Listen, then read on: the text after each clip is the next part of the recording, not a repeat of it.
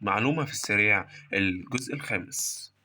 هتكتب في السيرش محاكي الهاتف المحمول، تخش على أول لينك. آه، هتحملها عندك، هتك إضافة إلى كروم، اد اكستنشن، تستنى دقيقتين عم يحملها،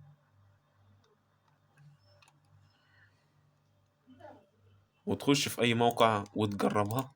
هتضغط هنا، تضغط على اكتف، هتتك كليك يمين وتضغط عليها تتك اكتف، هتلاقيها معاك بأشكال مختلفة. تختار مثلا ايباد، هتلاقيه موجود.